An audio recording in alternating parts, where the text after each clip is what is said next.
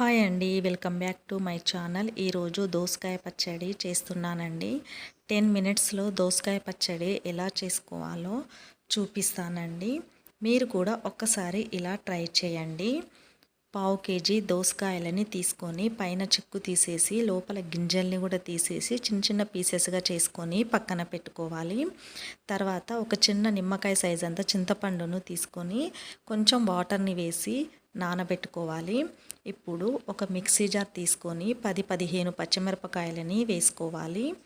తర్వాత నానబెట్టుకున్న చింతపండును కూడా వేసుకోవాలి. టేస్ట్కి సరిపడా సాల్ట్ను కూడా వేసుకొని ఒక్కసారి మిక్సీ పట్టుకోవాలి. తర్వాత కొంచెం దోసకాయ ముక్కల్ని కూడా వేసుకొని మళ్ళీ ఒకసారి మిక్సీ పట్టుకొని పక్కన పెట్టుకోవాలి. ఇప్పుడు స్టవ్ ఆన్ చేసుకొని కడాయిని పెట్టుకొని కడాయి హీట్ అయిన తర్వాత 1 స్పూను ఆయిల్ని వేసుకొని ఆయిల్ హీట్ అయిన తర్వాత 1 స్పూను పోపు గింజల్ని వేసుకోవాలి.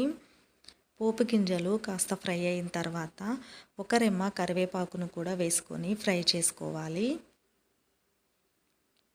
ఇప్పుడు 2 ఎండుమిరపకాయలని తీసుకొని చిన్న చిన్న ముక్కలుగా చేసుకొని వేసుకోవాలి. ఎండుమిరపకాయలు కలర్ చేంజ్ అయ్యేంత వరకు ఫ్రై చేసుకోవాలి. తర్వాత ఒక చిన్న ఉల్లిపాయను తీసుకొని చిన్న చిన్న ముక్కలుగా చేసుకొని వేసుకోవాలి. ఉల్లిపాయలు బాగా ఫ్రై కావాల్సిన అవసరం లేదండి, కాస్త ఫ్రై అయితే సరిపోతుంది. ఇప్పుడు పసుపు కూడా వేసుకొని మంచిగా కలుపుకోవాలి. ఇప్పుడు మనం మిక్సీ పట్టుకొని పక్కన పెట్టుకున్న దోసకాయ పచ్చడిని కూడా వేసుకొని కలుపుకోవాలి. తర్వాత దోసకాయ ముక్కల్ని కూడా వేసుకొని మంచిగా కలుపుకోవాలి. ఇలా మంచిగా కలుపుకోవాలండి. అంతేనండి, దోసకాయ పచ్చడి రెడీ.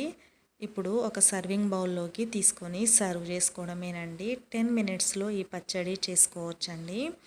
చాలా టేస్టీగా ఈజీగా చేసుకోవచ్చండి. ప్లీజ్ అండి నా ఛానల్ని సబ్స్క్రైబ్ చేసుకోండి, లైక్ చేయండి, షేర్ చేయండి. Thank you for watching.